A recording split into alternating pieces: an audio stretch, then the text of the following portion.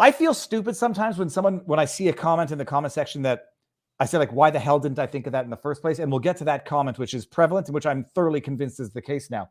Pentagon leaker. There are so many things to discuss of this subject. So for the last little while, for those who didn't know, there were these images, photographs, classified information that had been circulating the internet for a few months now. And it started, I don't think they knew originally where it came from, but it was on 4chan. And apparently this 21-year-old serviceman in the military allegedly got access to a bunch of classified documents, the bulk of which pertains to the war in Ukraine, as relates to American strategy, morale, statistics, some of which also relates to Asia, or I should say the relationship with China. That I couldn't find enough breakdown of the actual leaked materials, because all anybody wants to focus on is this guy's gaming habits, some memes that he put up a few years ago, some pro-gun thing that he has. But it's a 21-year-old serviceman who allegedly obtained this classified information and leaked it. It comes at a time, it comes at a time when the Restrict Act, that act that was intended to regulate TikTok, but made no mention of TikTok, but did talk about problematic social media content, when that debate is raging. And that was what the two and two that I didn't put together.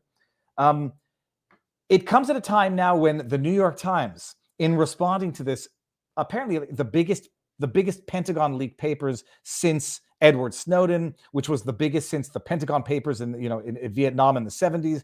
It's apparently some of the most devastating leaked material that has occurred in recent memory, which shows that Ukraine is not winning the war like military and media have been telling us, that although Russia might be taking 2-to-1 casualties, those are casualties they can sustain, and that Ukraine might be missing armaments, the war's not going as we have been led to believe it's been going. The New York Times, instead of addressing the substance of the leaks, delving in, seeking interviews with the leaker, basically docks the leaker, get him arrested, and revel in the fact that they got him arrested. Fox News is talking about the leaker's gaming predilections and not the substance of the leaks. Daily Mail is, as far as I've seen, basically one of the few mainstream outlets talking about it. I guess, Robert, starting on a scale of 1 to 10, or on an order of 1 to 10, do you see the correlation to the Restrict Act movement? The substance of the leaks themselves, are they devastating? And what are we doing in terms of criminalizing leaks? What is the difference between a bona fide leaker and a criminal hacker? Or, does one imply the other, but for good purpose? Take it away. Yeah, I'm not sure about the first one. In terms of the substance of the documents, not a lot was shocking in there. I mean, so I don't think it's anything that, it's disputed as to what's an accurate rendition of what's in those documents and what isn't. And even there's a lot of information in those documents that's still misleading in a lot of respects. So I mostly found that inconsequential, outside of confirming a few things that was broadly understood to be true by the closer observers of what was taking place. So to me, the biggest consequence is just that the deep state continues to prioritize that it's completely okay to leak information that's supposed to be secret, whether from a grand jury or from any kind of military or intelligence community, as long as it serves the interest of the deep state. So Vindman can leak like a sieve. All kinds of people can go against Trump and leak like sieves and face no consequences ever. Indeed, mostly get promoted, get book deals, get to appear on TV shows, etc. Whereas if someone leaks something that embarrasses the deep state, that's not deep state approved, they bring down the whole system against them. And now they have the overt, open complicity of the establishment press to facilitate the targeting and punishment of whistleblowers. To me, what should always be consequential is the person exposing secrets that should be entitled to know.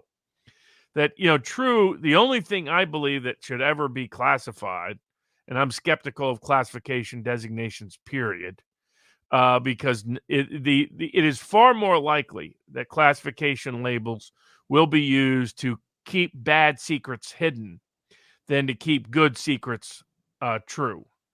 Just through the long history of humankind and the nature of power, this was Julian Assange's point.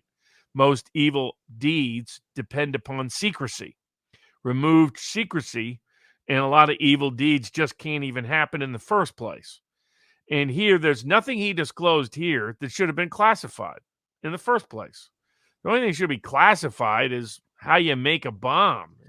Certain proprietary military technology, certain ongoing, immediate occurring secret maybe, and there even maybe.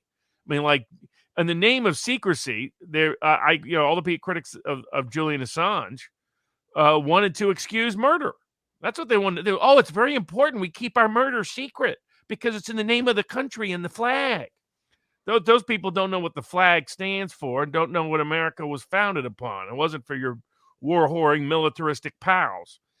So what this kid did was, assuming he did it, I think there's reasonable questions about are our classification labels so loose and weak internally that any part-time guardsman could get them. Well, Bradley Manning already proved that was the case, so that should not surprise people in that sense. What it tells you is that a lot of this shouldn't be classified in the first place. And there definitely shouldn't be selective criminal prosecution of people who are disclosing information that are in the public interest to be disclosed that shouldn't have been classified in the first place. They should have whistleblower protections in the law, because what will happen now is he'll never get a fair trial. He'll be denied bail in all likelihood. He won't get it. The trial probably will take place in the Northern District of Virginia, where in the name of secrecy, they'll hide all kinds of information from the defense, hide information from the jury, hide information from the public. He won't get an impartial trial. Nobody does in a national security context. And it's all this voodoo stuff that didn't even exist before 1947, largely. Most of these classification designations are a deep state invention. So I've never been a fan of them. It's all crap. The idea that our powerful leaders have to keep secrets from us for our own good. When does that work out for our good? You got to be an idiot to buy that. Just so no one accuses anybody of straw manning anything, one of the allegations about the leaked documents is that it shows maps or strategy for an upcoming spring offensive, which could compromise Ukraine's ability. So I guess, Good. So don't do it. Don't do any more stupid wars. That's what the Pentagon papers disclosed. It disclosed all kinds of details about Vietnam. And the media used to be a champion of that. Now they're not, because they're just the deep state stenographers and little workers. That's who they work for. That's who their true employee is these days, as Glenn Greenwald has been pointing out. But this isn't information. Why should that be kept secret? I don't think that should be kept secret. We're not in war. Right? There's been no congressional declaration of war. Even then, I'm just not, all these national secrets work to our detriment more than our benefit. So I don't buy outside of very unique situations. Well, another one of we're not at war, except what this leak apparently also disclosed, if we assume that it's accurate, is that there are a lot of NATO soldiers or British soldiers on ground. They've been hiding that. They've been hiding. Anybody's been as an astute observer, whether you follow the Duran or others, this has been known for a year. It's been known for a while. It's only the people who live in La La Land about Ukraine. If you're a war whore like Sebastian Gorka, then yeah, sure, you buy the nonsense and the gibberish. But if you have a geopolitical IQ over 100, or just over 60, then you knew all this was going on. It's only our politicians and the suckers and the saps and the people who watch the Fox News other than Tucker Carlson who buy this idiotic nonsense that might be shocked by the discovery of what's really going on. But these are the kind of people who still think Lee Harvey Oswald solely and wholly was killed John F. Kennedy. They believe some of the dumbest stuff on the planet. They're people who are just too dumb to be meaningfully part of the public discussion and dialogue and debate. It's been obvious for a while. And what this guy did, it appears that, what he did is just, confirm some things that are, assuming the allegations are true.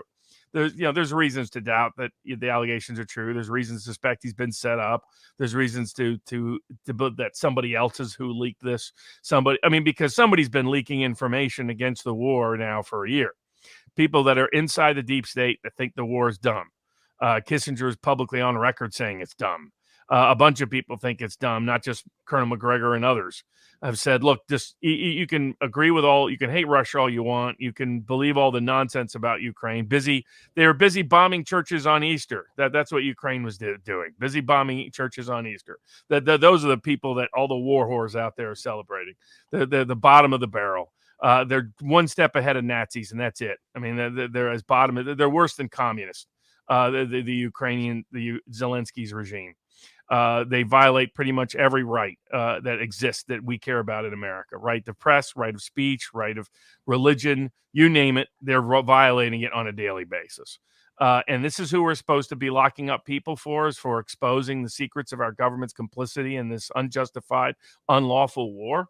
I don't think so. Well, and Robert, people are going to say, because they've actually said, if you can believe the stupidity, if Russia gets confirmation that there are NATO soldiers, British soldiers on the ground, that could escalate to World War III.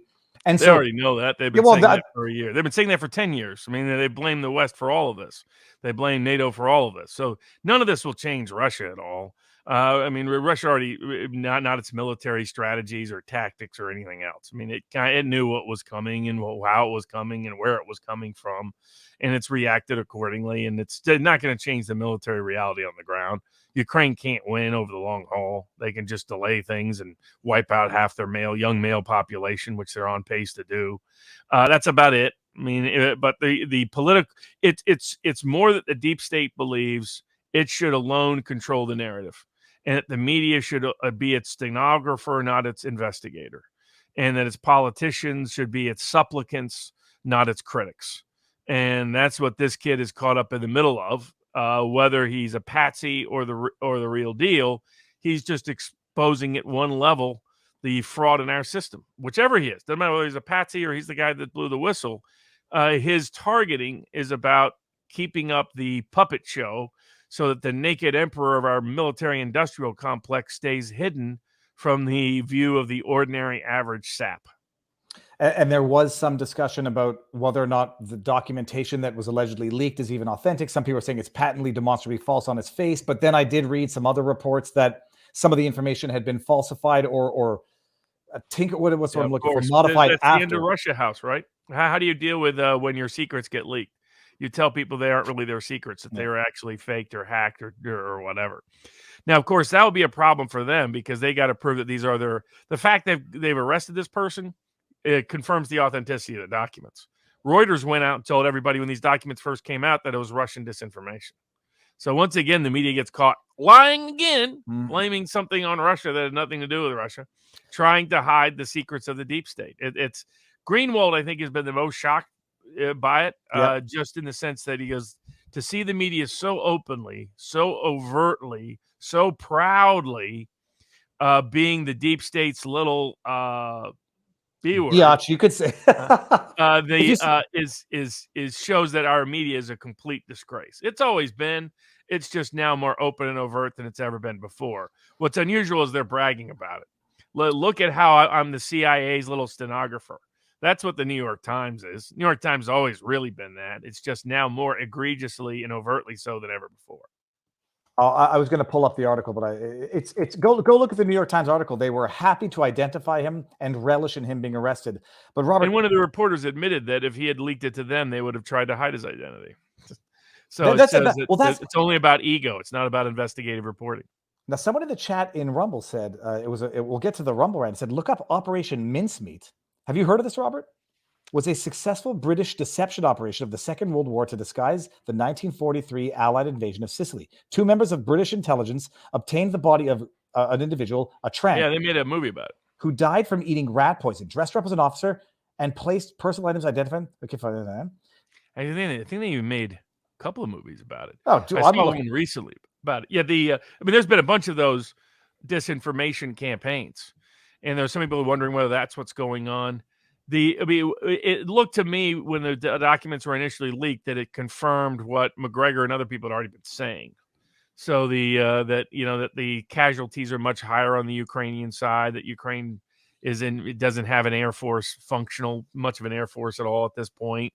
That they're militarily disadvantaged against Russia. That it would require something extraordinary to do it. That the U.S. and NATO are really running Ukraine's military strategy, not Ukraine's general. This was all known by anybody. Michael Tracy, who we interviewed for Sidebar, was there in Poland when he saw all these people organizing everything. I mean, he reported it at the time, all the way back in March and April of last year. So that, this is only news to the people that are still in denial. That's people that still think the New York Times tells the truth, the Defense Department tells the truth, that your average Fox News person tells the truth on matters of foreign policy. No, they've been lying since if their lips are moving, they're lying.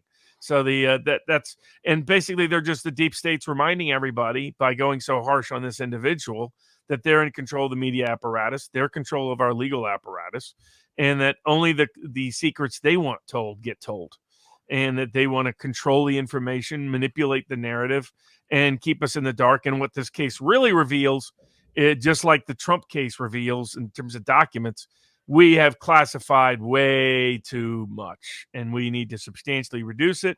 And there needs to be meaningful, robust whistleblower protections in America, because these people often disclose secrets that we should be entitled to know.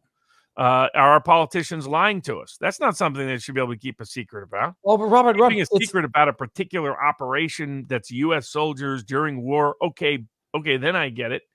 But that should be limited. It shouldn't be about, plans months from now about illicitly being involved in a war we're not supposed to be in. Well, that's what people say. It's like it's wartime. They need to keep the propaganda is justified in wartime. It's like people operate on these premises which are so fundamentally undemocratic. Well, it's war. We expect to be lied to. First casualty of truth is war. Of course, they want to hide the fact that they're not winning the war. They want to hide the fact that the war is not winnable. And the media starts running with these stats like, 2-to-1 casualty from Russia to Ukraine, ignoring the population difference in the army size and the history of Russia, which is always that. I mean, there was other data that was leaked that said the ratio was 5-to-1 of Ukrainian soldiers dying to Russian soldiers. So which is more consistent with McGregor and others that reported. And when BBC did a obituary study, that's some of the data they came back with. And so some of the lies have been some of the most half-assed, nitwit lies that anybody with any familiarity militarily, strategically, geopolitically knew these lies by the West were just kind of preposterous. The only people who could believe them are the same people who think incubator babies were really killed in Kuwait in 1991. That still think those nukes were just hidden really deep in the desert by Saddam Hussein. Oh, Robert, it's your Bill Mitchells of the world. The people who didn't even qualify to ride the short bus to school.